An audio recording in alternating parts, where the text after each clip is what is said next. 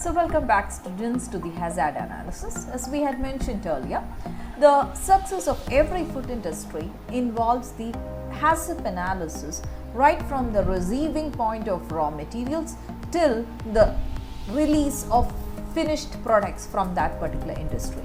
Now in today's session we are going to find out what are the different hazards and which could possibly enter into the food industry. So let's talk about the details of that. Food hazards and overview, that's what I'm going to talk about. Now India, if you go to look into the position of India in the case of food hazards, India is considered to be as the world's worst food violator, because the regulations that we carry out in the food industry is being found to be not that strict compared to the other countries. So right now when the food products are being produced in India and when they need to be exported towards the other countries, okay, we cannot say that of course the regulations which are being followed in our country would be sufficient, because the export of any goods which are being produced in India to any other country requires a certification which is being followed in their countries also. So international based regulation or a regulation which is being followed worldwide has to be adopted in every food industry which is being followed in our country, provided if we need to export our goods to the other countries. So let's go into the analysis of the various hazards that we could have. As I mentioned earlier, anything which would cause a change in the quality of the food can be a hazard. So I'm not going to tell you give you a definition right now. Better than that, it's better than that you identify them. What are the proper hazards? What are the probable hazards that could come in different food products in your life? Now, if you go to consider coffee, a cup of coffee, the common adulterants, they mainly include coffee flavored mud, starch, then scotch and powdered tamarind, date or tendu seeds, and they all have an effect of they might cause diarrhea, stomach disorder, giddiness, joint pain, and even antibiotic resistance to kidney and nerve damage, and also which could ultimately lead to cancer. So you could identify what are the different hazards that could be possible in a coffee powder that you purchase. Now if you're going to consider the orange juice, the orange juice may have anything from, like, sometimes you can have a beet sugar to yellow 6 or sunset yellow or Sudani color additive, which are banned in many countries, and because they have a highly carcinogenic effect. So all these adulterants could be present in an orange juice. The tea that we have, the common adulterants could be exhausted tea leaves, iron filings, coal tar dye, sawdust, sand, and this could all lead to liver disorder, to skin and lung cancer. The apple juice, it could have spoiled apples. Then now sometimes the apples itself might have toxic fungal metabolites called patulin, and that could lead to a hallucination, nausea, vomiting and cancer. And coming to the bottled drinking water, they could contain dangerous chemicals like bromates and even traces of cyanide and even arsenic, which are being found to be highly carcinogenic. Now you might think, where will this come from into the bottled water? Of course, water is coming from a natural water body. It could be a well or it could be a river from which the water is being taken. And if the adjoining areas of surrounding this water source is being contaminated with such chemicals, the chances of that to infiltrate into the water body or into the water source is higher. So you need to analyze that. And coming to the milk, you can have deadly chemicals, sometimes antibiotics like gentamicin, because usually now for the cows not to get any much diseases, probably you might give them antibiotics. So that could get infiltrated into the milk of it. Pesticides like pesticides could be there, boric acid will be there, and various preservatives, then formalin can be there. So these are the different hazards which we come in every cup of our daily life. Now let me show you another example which has been given by FDA, has given a warning letter to a seafood because of the hazard violation. And plant contamination is also been present. Now it has been seen that in a Maspeth, in New York, what happens?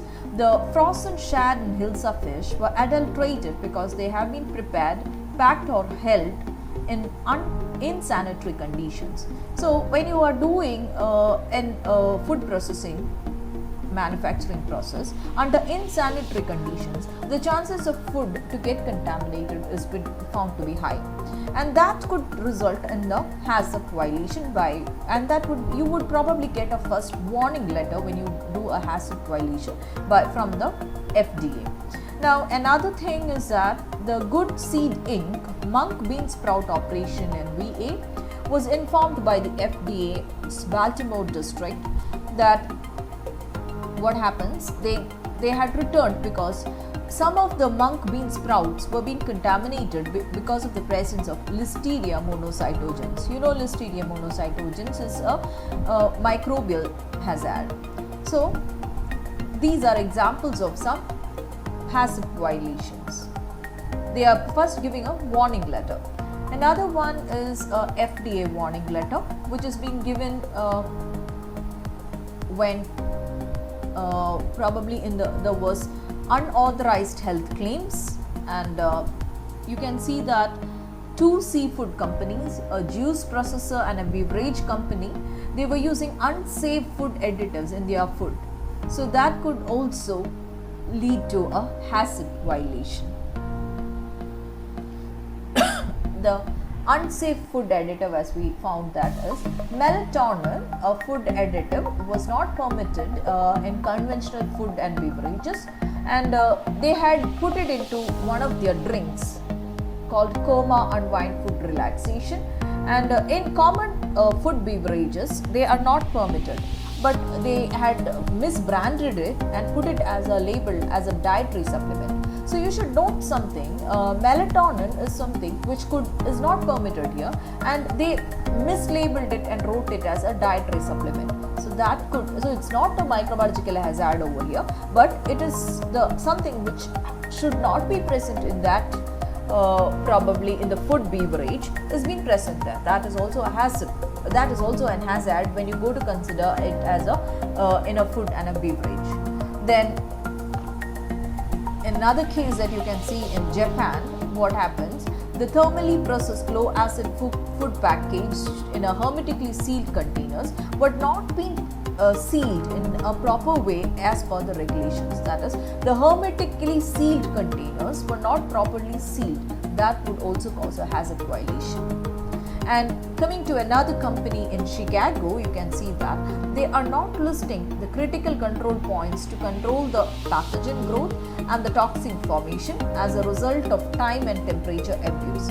So a violation, now the food product which they use there is a cold smoked salmon. In that particular industry, what happens is the critical control points to prevent the growth of the pathogens as well as the toxin formation, that was not in control. Now what is a critical control point which will help them to control the pathogens? It is the time as well as the temperature. The time at which, or if the temperature of storage of that particular food is being violated, or the time duration for it has to be processed. Okay, that is, now sometimes you might give a preservation technique for a particular time. If the time of that preservation technique is not being done, now here smoking is the process which they are giving. If they are not carrying out the smoking for a particular duration of time as per the regulation, that would cause the growth of various pathogens and also really result in the formation of toxins over there.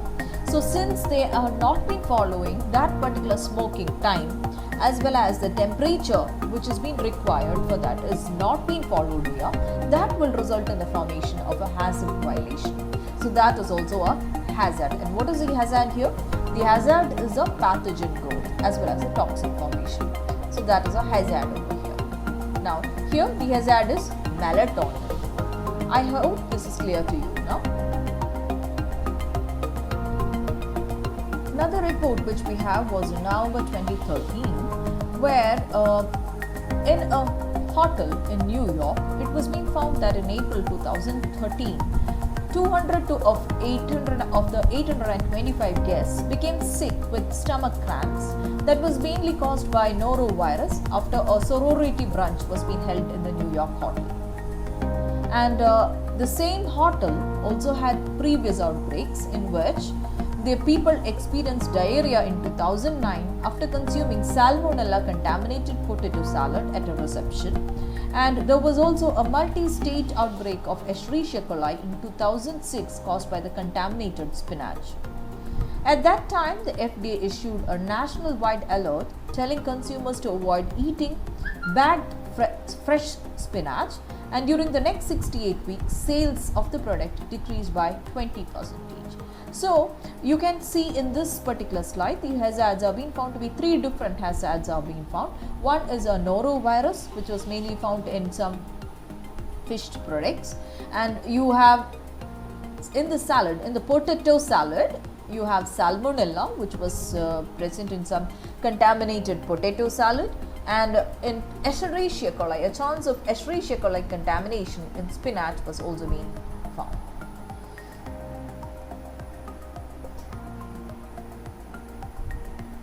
Now let me talk about another hazard which we came across in 2015 in India.